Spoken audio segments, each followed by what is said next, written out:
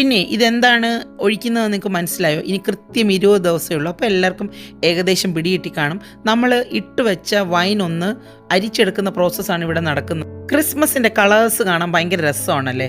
നല്ല വെള്ളയും ചുമപ്പും പച്ചയും ഭയങ്കര ഒരു കോമ്പിനേഷനാണ്. അപ്പം ഞാൻ അതുപോലുള്ള കുപ്പിയൊക്കെ കഴുകി വൃത്തിയാക്കി എൻ്റെ കളക്ഷനിൽ നിന്ന് ഞാൻ എടുത്തു വെച്ചിട്ടുണ്ട്.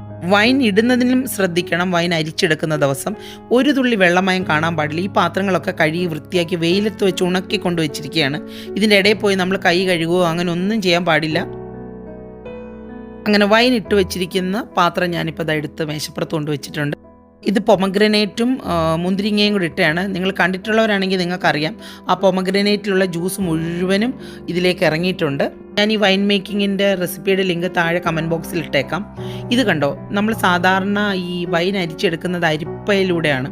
അപ്പോൾ എനിക്ക് അത്രയും കുറേ നേരം പിടിച്ചുകൊണ്ട് നിൽക്കാൻ വയ്യാത്തതുകൊണ്ട് വലിയ ഒരു അരിപ്പയല്ല ഇത്, ചോറൊക്കെ എന്താ പറയുക ഇങ്ങനെ സ്ട്രെയിൻ ചെയ്യാൻ ഉപയോഗിക്കുന്ന ഒരു സ്ട്രെയിനറാണ്. അത് ഞാൻ എടുത്തു വെച്ചിട്ടുണ്ട്. അപ്പം ഭയങ്കര ഈസിയാണ്.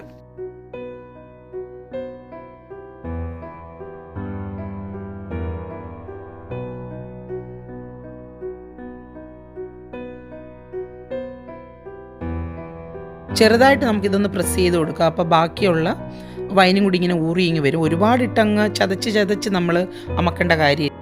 കണ്ടോ, വൈൻ അത്ര ക്ലിയർ അല്ല.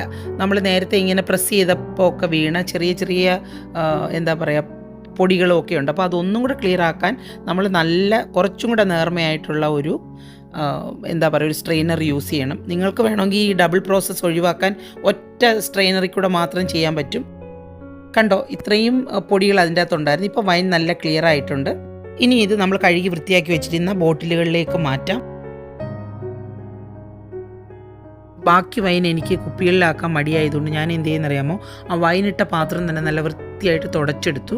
വെള്ളം കൊണ്ടല്ല കേട്ടോ, അങ്ങനെ ഒഴിക്കണമെങ്കിൽ നമ്മൾ കഴുകി ഉണങ്ങി വൃത്തിയാക്കി എടുക്കണം. അപ്പോൾ നല്ലതുപോലെ വൈനിട്ട പാത്രം ആയതുകൊണ്ട് നല്ല ടിഷ്യൂ പേപ്പർ കൊണ്ടും നല്ല വൃത്തിയുള്ള തുണിയൊക്കെ കൊണ്ട് വേണം തുടച്ചെടുക്കാൻ. എന്നിട്ട് ഞാൻ അതിലേക്ക് തന്നെ പകർത്തി വെച്ചിട്ടുണ്ട്. ഈ വൈൻ നമുക്ക് ഇപ്പം തന്നെ കുടിക്കാൻ പറ്റും, ടേസ്റ്റ് ഉണ്ട്. പക്ഷേ എന്നാലും ഇരിക്കുന്തോറുമാണ് വൈനിൻ്റെ ആ ടേസ്റ്റ് കൂടുന്നത്. മാത്രമല്ല ഇപ്പോൾ ഇതൊരു കലങ്ങിയ ലുക്കല്ലേ, അപ്പം കുറച്ച് ദിവസം ഇരിക്കുമ്പോൾ ഒരു ഏകദേശം 10 ദിവസമൊക്കെ ആകുമ്പോഴത്തേക്ക് നല്ല ക്ലിയർ ആയിട്ടുള്ള നല്ല വൈൻ കിട്ടും. അപ്പോൾ എല്ലാവർക്കും ബൈ ബൈ.